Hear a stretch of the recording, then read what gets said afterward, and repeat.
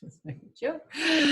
Okay, let me just put us live on Facebook. Takes a couple of seconds, you know.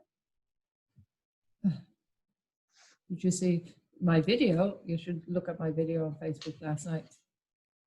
I did see the rain. Water. Yes, that was inside my house. The joys of renovating.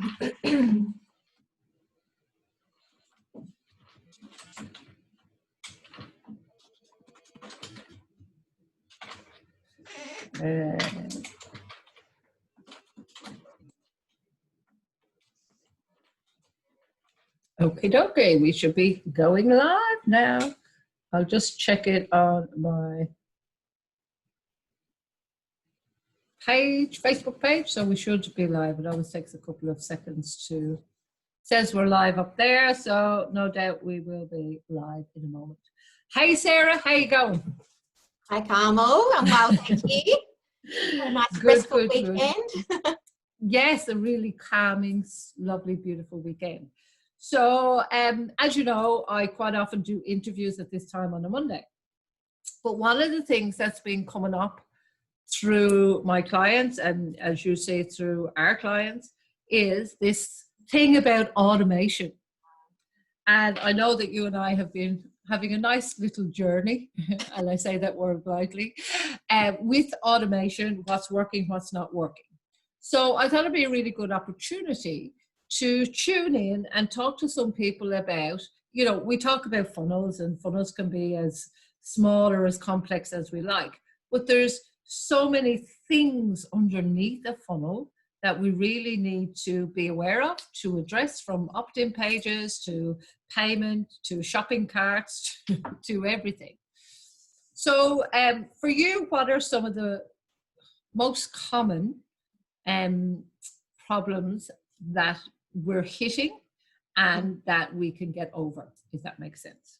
Yeah, look, I think it's a great topic to have some discussion on, because as you're saying, like funnels, often when we're building a business online, everyone's like, you've got to have your funnel sorted, you've got to have your funnel sorted. And there's kind of like the two aspects of the funnel. There's the design of it, meaning designing how you want your business to run, how you're going to lead a customer through your business, from smaller price products through to larger, maybe VIP products, that sort of thing. So there's that idea of like stepping out the design of your business and leading people through that.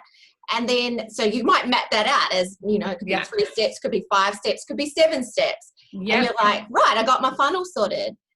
The thing is, you've got the concept of the funnel sorted. And then you turn around and be like, so how do I actually implement this if I'm trying to get a business online? So often some of those steps can be in person, maybe phone calls, you know, getting people to sign up for products. We might do that on the phone or in person, but there is a way to automate that, to give you a little bit more free time and free up those hours to do the bit that you really love, which is, you know, your profession or your skill.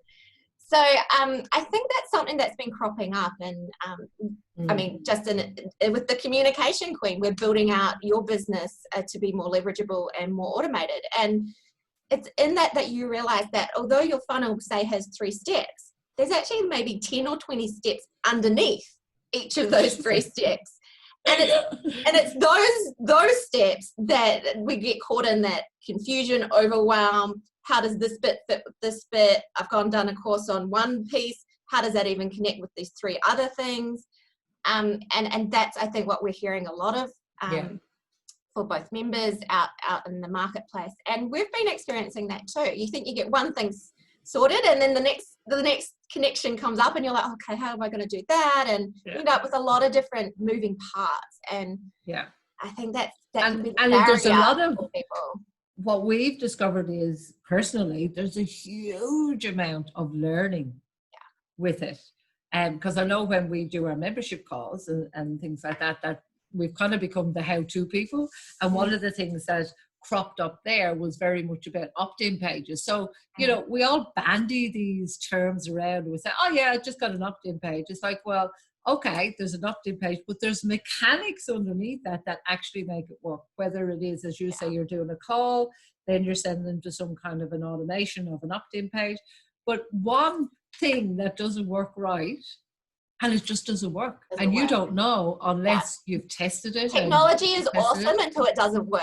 And then you've got to like take 20 steps backwards and try and use logic to figure out what button didn't you click, what box isn't checked in the back end. You know, there's a lot going on. So, and look, that can be overwhelming for people who aren't techie, aren't computer people. I wasn't a computer person. I mean, when I started learning about online marketing, I think Gmail was probably the most I was really using. Gmail and Google, like I didn't know anything about websites, autoresponders, how you would think about linking PayPal or smart carts or anything like that in. Membership sites. I mean, it was just a completely foreign world. And as you're saying, it's in each one of those steps, there's a learning curve to go through. Yeah. And as much as we try and encourage people to keep it simple, there is a level of complexity that you do need to tackle. Yeah. So. And if you were to start, something that needs to be talked about more is the how-to. That's actually this to this to this to this. Like the software connections is a huge one. And what do you think? Like, because and look, I've only experienced you with knowledge of that, but as you say that you didn't have knowledge, what do you think would have sped it up for you if you had it then? Yeah, look, I mean, it does take time to learn. And I mean, when I wanted to start building a business online and generating income online, I mean, I went on and did a course and learned the how-to, very hands-on. And that there's really no other option than having to learn it yourself. But the speed of it, how fast you can do it, is when you've got people a few steps ahead of you who can turn around and be like, click that, put that there, you know, and that is where you can speed up the process. I mean, the thought, I just would never have got as far as I got if it was me trying to search YouTube, trying to connect all these disjointed pieces of information together.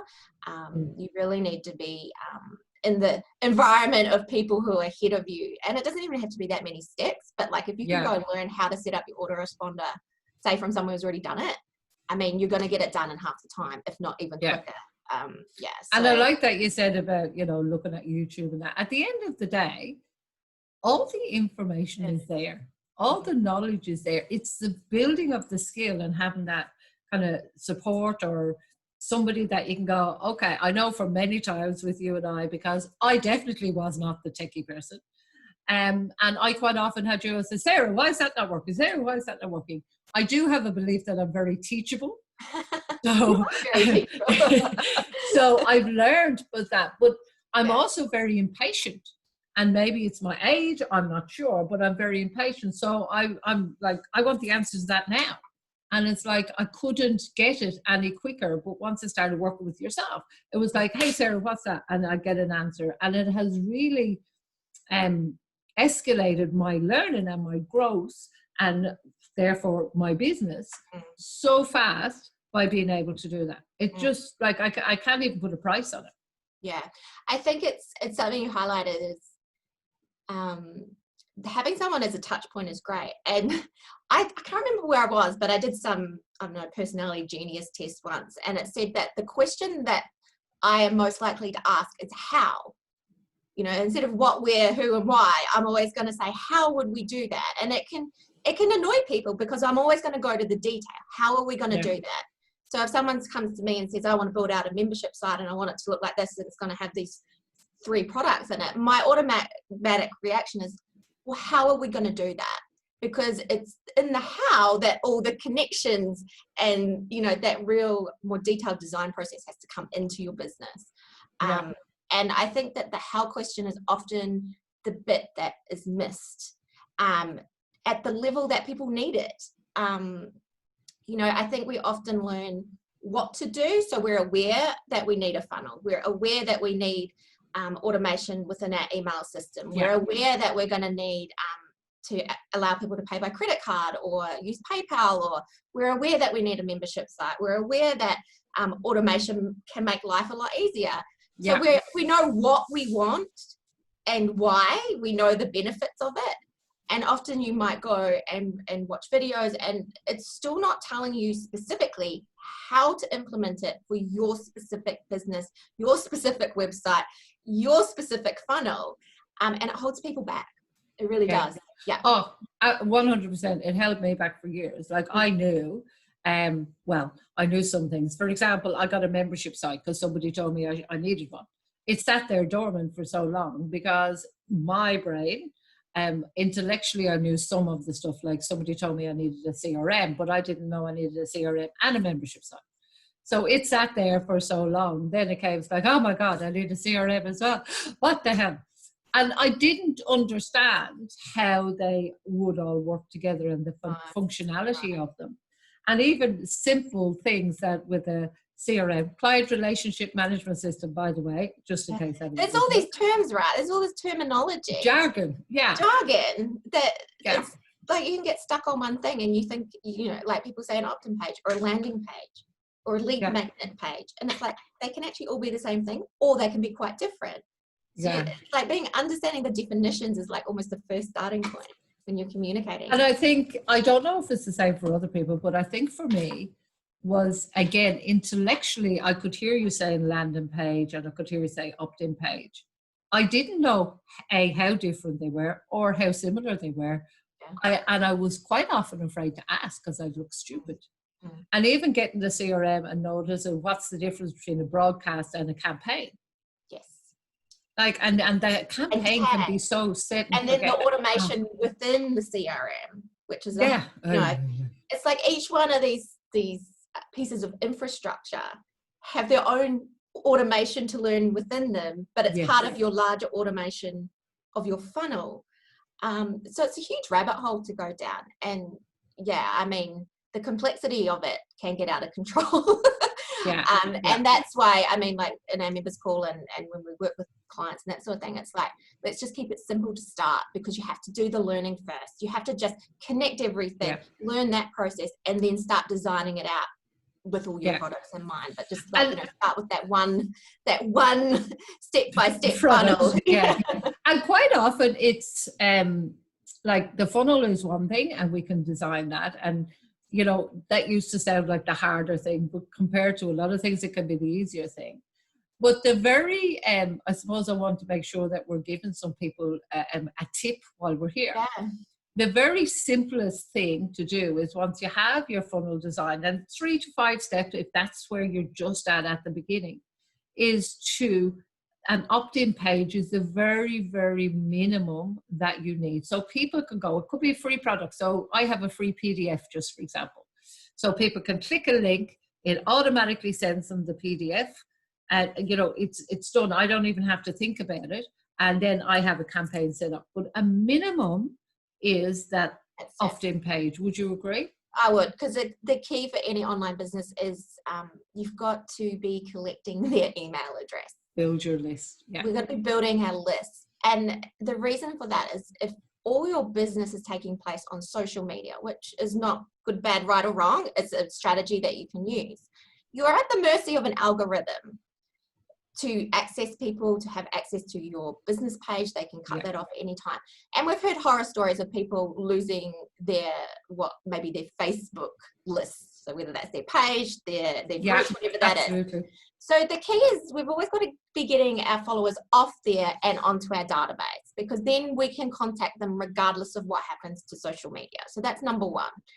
And I think, like, if you think of that, like that first, okay, we're going to take them away from social media. So we've got to offer them something of high perceived value, and the exchange, all we're going to ask for is the email. So that's your first point of exchange. So there's no actual price in terms of dollars, but it's that first step in relationship building of an exchange of value.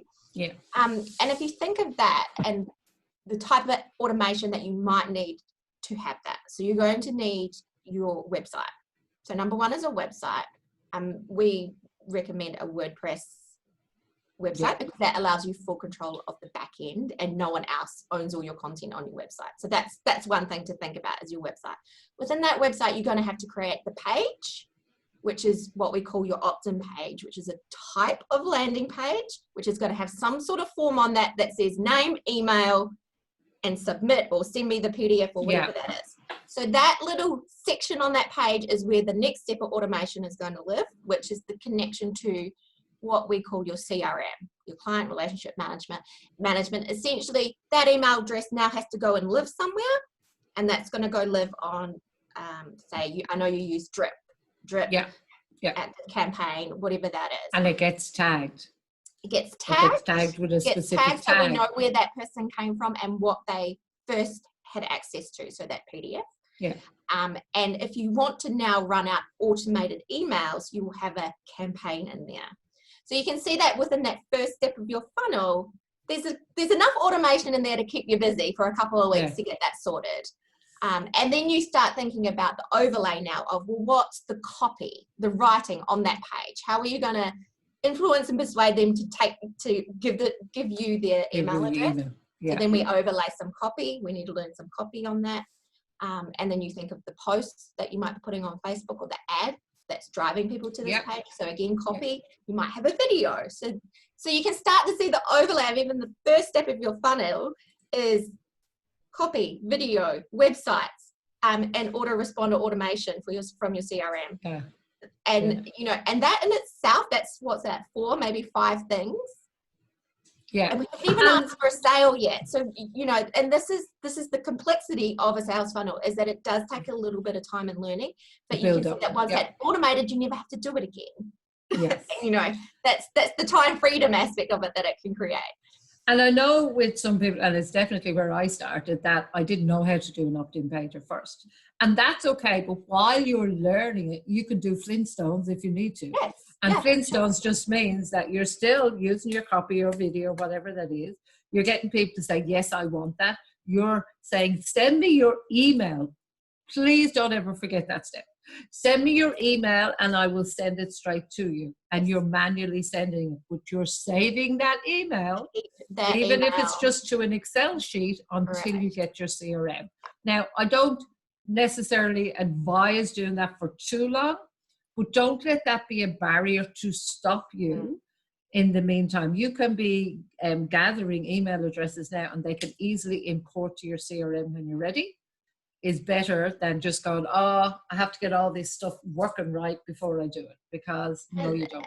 Yeah, and that's true, because once you have a list of emails, I mean, some people might not even know why do I need emails? Like, I just talk to people and I get business. I mean, the key with emails is that you've now got a list of people who know you and have had that first touch point. You can start to nurture the like, no, trust factor via email. Start teaching them to look for you in their inbox, not relying on social media. Social media is great for the front end, but we don't want them there all the time. And then you start thinking about, well, like we did that, if we have upcoming events, the people who are more likely to want to engage with our value are people who have already come in and experienced some value. Yeah. So now you've got a highly targeted list, instead of that sort of, like, I've heard you say spray and pray, where you're just kind of like announcing all the time what you're doing, but you're announcing to anyone and everyone. And that's where you get really disappointed in your results compared to having a targeted list. Yeah. Some people actually tell you, I listened to somebody earlier today and they said, just keep talking to everybody until the right person hears you. And I was like, no. Because when you have the right message, because you know you're talking to the right person, and the right time. The timing is the only thing in those 3 that you can't control. But the more specific your message is, so I've often used this lately, it's like if I'm talking about highlighters all the time, and that's what I talk about, you don't need a highlighter every day. But when the time is right, you need a new highlighter, you go, oh, Carmen, can I have a highlighter? Because I've been talking about it the whole time. I've never wavered from it. And that's I love that you bring that up, because I think that comes down to another aspect of your online marketing, which is that core messaging. What is it you stand for? What is it that you help people solve? What is your message that you just shout from the rooftops whenever and wherever you are? Yeah. A message that's connecting to those people you help the most. I mean, it's kind of not brain science, but it's amazing how we can get a little bit lost for words. We can get tripped up. We forget what it is we're actually doing as a business. It is. You get caught up in the back end. You get caught up in the building of the business, and you forget that it's a clear message can do most of the heavy work for you. And I love that you brought that up, because it's taken us some time, Like I know my message was this, and then it was this, and then I was getting confused. And we actually did an unpack just there last week, and we came up with lots of. But underlying it all, our message is about how can I do that? Yeah. And it manifests in how can I do the techie stuff? How can I get that opt-in page? How can I do that? I don't want to do it on my own. I haven't got enough time. How can I speed it up? That's how it manifests. But the underlying thing is we're the people that help people with the how can I do that? Yeah. Anything to do with marketing and online and leveraging online business. It's like how do we do it? Because we know what we should be doing and why, but Lord help me, I have to go another 6 months not knowing how to put these pieces together. Yeah. I mean, that's costing you money at the end of the day. You know, if the funnel's holding you back, if the automation's holding you back, if your message is not connecting with your target audience, you know, you've got to go find people who can help you with that, because otherwise you're just spinning circles. You're sitting there thinking there's something wrong with you. I don't know, like, you know, you have those doubts of like, should I even be doing this? Because it doesn't seem to be working. I mean, you've got to find your tribe. You've got to find those people who are excited about the bits that you're struggling with, because you know, you've got to bring the energy in. And again, as you know, we've both done so many different courses and all of that. And so many times you get so many promises of do this and do this. And I'm not saying they're bad, because God knows I've learned so much from it. Yes. But quite often they don't allow enough time, because you do need, look, it's a process of time. If I had have known this, you know, I was on an interview earlier and I asked somebody, you know, what would you do differently if you knew? What I do differently is put my head down and actually learn what I needed to learn. Because my strategy was always, I must have had a belief that I can finish it at the last minute if I need to. So while I was a fast learner, I would often do it on the fly. So it never actually went down to I would do what I had to do then, and then I was on to the next. There was always a sense of urgency. Next one, the next event's coming up.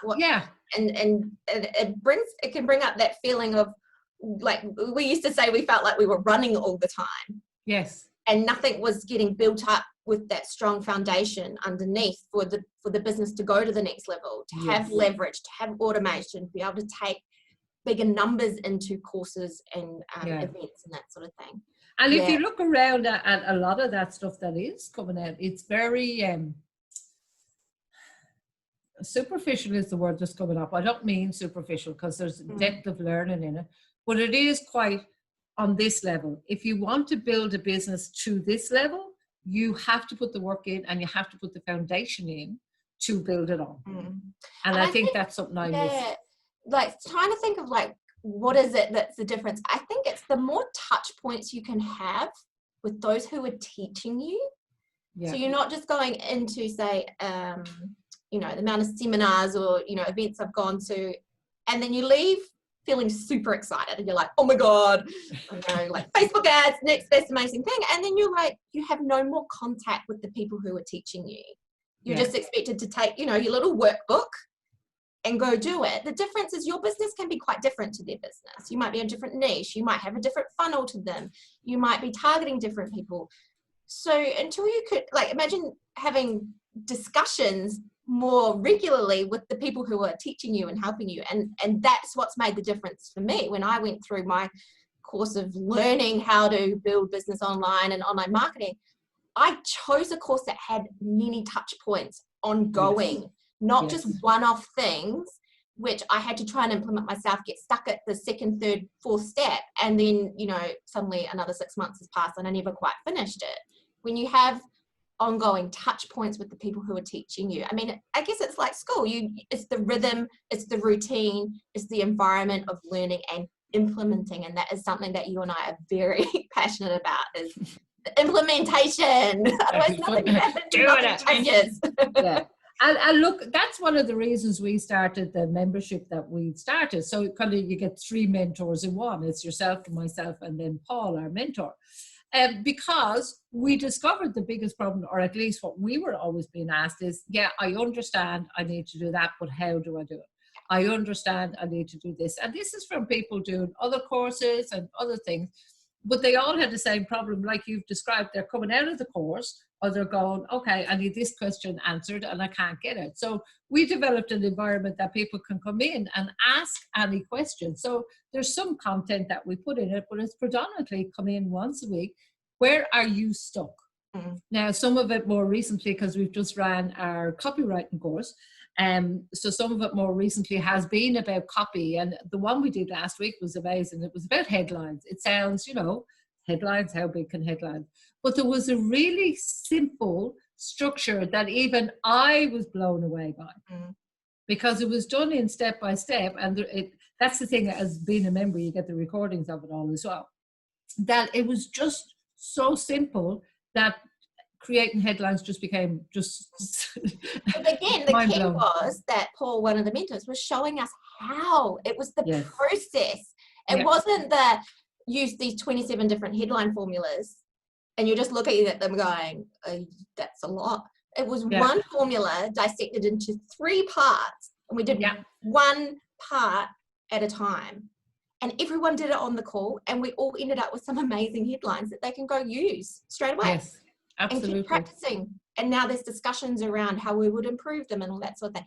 It's the how that's being, the light's being shone on it, rather than just information, and never actually using it. And that's how I learn. I mean, I learned on courses where we were implementing over the long term.